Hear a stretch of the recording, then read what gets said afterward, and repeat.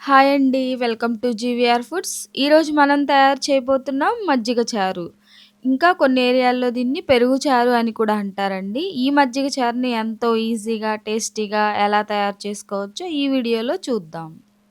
ముందుగా ఒక కప్పు పెరుగుని ఒక బౌల్‌లోకి తీసుకోవాలి. ఇలా తీసుకున్న తర్వాత రుచికి సరిపడా సాల్ట్ వేసుకోవాలి. ఈ సాల్టు, పెరుగంతా బాగా మిక్స్ అయ్యేలాగా ఇలా కలుపుకోవాలి. పెరుగు కూడా ఇంకా గడ్డలు లేకుండా స్మూత్‌గా ఉండేలాగా కలుపుకోవాలి. ఒక కప్పు పెరుగుకి ఒక కప్పు వాటర్ పోసుకొని ఇలా బాగా కలిసేలాగా కలుపుకోవాలండి.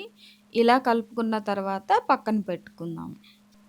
ముందుగా స్టవ్ ఆన్ చేసి పాన్ పెట్టి పోపుకి సరిపడా ఆయిల్ వేసుకొని 2 ఎండుమిర్చి, ఇంకా ఒక స్పూన్ పోపు గింజలు, ఇంకా ఒక కప్పు ఆనియన్ ముక్కలు వేసుకొని ఒకసారి బాగా కలుపుతూ ఫ్రై చేసుకోవాలి.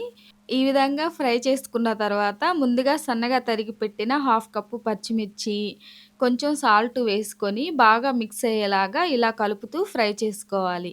ఇలా సాల్ట్ వేసుకొని ఫ్రై చేసుకోవడం వల్ల ఆనియన్స్ ఇంకా పచ్చిమిర్చి ఈవెన్‌గా బాగా ఫ్రై అవుతాయి.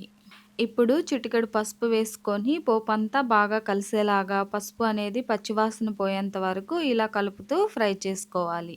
ఇప్పుడు ఒక ఇంచు అల్లం ముక్కని కచ్చా పచ్చాగా దంచుకొని వేసుకోవాలండి.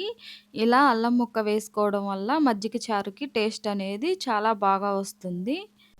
ఇప్పుడు ఒక కప్పు కరివేపాకు వేసుకొని బాగా కలుపుతూ కరివేపాకు బాగా ఫ్రై అయ్యేంత వరకు ఇలా ఫ్రై చేసుకోవాలి. ఇలా ఫ్రై చేసుకోవడం వల్ల మజ్జిగ చారుకి టేస్ట్ అనేది బాగా వస్తుంది. కరివేపాకు ఎంత ఎక్కువ కావాలనుకుంటే అంత ఎక్కువ వేసుకోవచ్చండి. నేనైతే ఇప్పుడు ఒక కప్పు వేసి ఫ్రై చేస్తున్నానండి. ఈ విధంగా ఫ్రై చేసుకున్న తరువాత మనం ముందుగా రెడీ చేసి పెట్టుకున్న మజ్జిగని పోపులోకి వేసుకోవాలండి. ఈ విధంగా మజ్జిగని పోపులోకి వేసుకున్న తర్వాత ఎక్కువ సేపు ఉడికించాల్సిన అవసరం లేదండి. స్టవ్ ఆఫ్ చేసుకోవచ్చు. అంతేనండి, ఎంతో ఈజీగా, టేస్టీగా ఉండే మజ్జిగ చారు రెడీ అండి. ఈ విధంగా నేను చెప్పిన కొలతలతో మజ్జిగ చారు చేస్తే పర్ఫెక్ట్‌గా వస్తుందండి.